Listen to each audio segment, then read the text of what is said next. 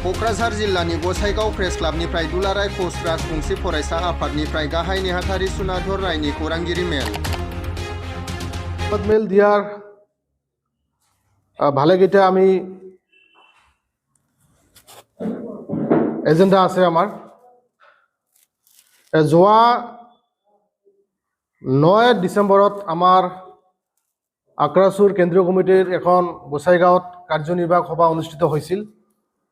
आमी विशेष कारणत कार्यनिर्वाहक सभात जिসমূह सिद्धांत लोৱা হৈছিল এই সিদ্ধান্তসমূহ আমি সংবাদ মেলত জৰিয়তে আমি ৰাইজক অৱগত কৰা কথা আছিল, কিন্তু বিশেষভাৱে অসুবিধাৰ কাৰণে আমি দিব পৰা নাই। ইতিমধ্যে আমি সদৌ কোচ ৰাজবংশী ছাত্ৰ সন্থাই আমি দীৰ্ঘদিন ধৰি আমার কোচ রাজবংশী জনগোষ্ঠীর যে জ্বলন্ত সমস্যা দীর্ঘদিনের দাবি উত্থাপন করে আহিছিল, কিন্তু কোনো এখন সরকারে বিজেপিয়ে হোক কংগ্রেসে হোক কোনো এটা পলিটিক্যাল পার্টিয়ে হোক, কিন্তু কোচ রাজবংশী জনগোষ্ঠীর যে জ্বলন্ত সমস্যা আজির তারিখতে কিন্তু সমস্যা হয়ে থাকে। কোচ রাজবংশী জনগোষ্ঠীর উত্তৰণৰ ক্ষেত্ৰত আমি শেহতীয়াভাৱে এক্সিকিউটিভত আমি বহুতখিনি গুৰুত্বপূৰ্ণ সিদ্ধান্ত আমি লৈছোঁ। আপোনালোকৰ মিডিয়াৰ যোগেদি সংবাদমেলৰ যোগেদি আজি আমি ৰাইজক অৱগত কৰিব বিচাৰিছোঁ যে এই চলিত ডিচেম্বৰ মাহৰ 20 তাৰিখৰ পৰাই প্ৰত্যেকখন জিলাতে আমাৰ 3 ঘণ্টীয়া অৱস্থান ধৰ্মঘট ৰূপায়ণ হ'ব। ইফালে নামনি অসমৰ পৰা উজনি অসমলৈ যিসমূহ আমাৰ জিলা কমিটি আছে প্ৰত্যেকখন জিলাতেই 3 ঘণ্টীয়াকৈ আমাৰ অৱস্থান ধৰ্মঘট কৰা হ'ব।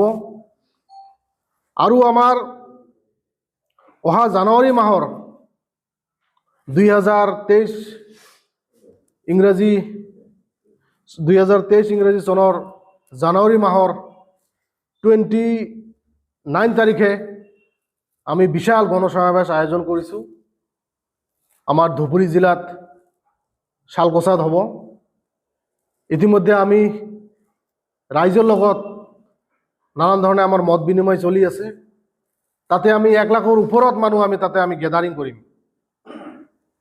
গণসমাবেশ আমি এই কাৰণেই আয়োজন কৰিছোঁ, এই কাৰণে আমি কাৰ্যসূচী হাতত লৈছোঁ যে বৰ্তমানে যি ধৰণে বিজেপি চৰকাৰ যি ধৰণে শাসন চলাই আছে, আমি সদৌ কোচ ৰাজবংশী ছাত্ৰ সন্থাই কোচ ৰাজবংশী জনগোষ্ঠীৰ জ্বলন্ত সমস্যা, কোচ ৰাজবংশী জনগোষ্ঠী যি আমাৰ পিছ পৰি আছে ভাষাৰ ক্ষেত্ৰত, শিক্ষাৰ ক্ষেত্ৰত, অৰ্থনৈতিক ক্ষেত্ৰত, ৰাজনৈতিক ক্ষেত্ৰত আমি সামগ্ৰিকভাৱে চিন্তা চৰ্চা কৰি ইতিমধ্যে আমি গণসমাবেশ কাৰ্যসূচী হাতত লৈছোঁ।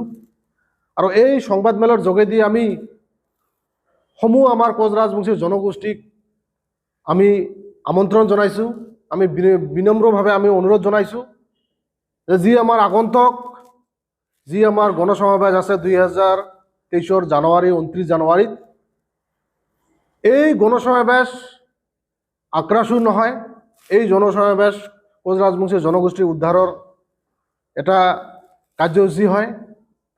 এই গণসমাবেশ যাতে হাজাৰ যাতে আমাৰ ৰাইজখিনি যাতে ওলাই আহে, তাতে যাতে হাজাৰ মানুহ যাতে আমি একগোট হৈ লাখ মানুহ যাতে একগোট হৈ তাতে আমি যাতে চৰকাৰক আমি দেখাই দিব পাৰোঁ যে আমাৰ কি ধৰণে আমি পিছ পৰি আছোঁ, কেনেধৰণে আমি শিক্ষাৰ ক্ষেত্ৰত পিছ পৰি আছোঁ, ৰাজনৈতিক ক্ষেত্ৰত আমি বঞ্চিত হৈ আছোঁ, আজি আমাৰ ভূমি সংৰক্ষিত নাই, গোটেইখিনি বস্তু আমি তাতে আলোচনা কৰিম।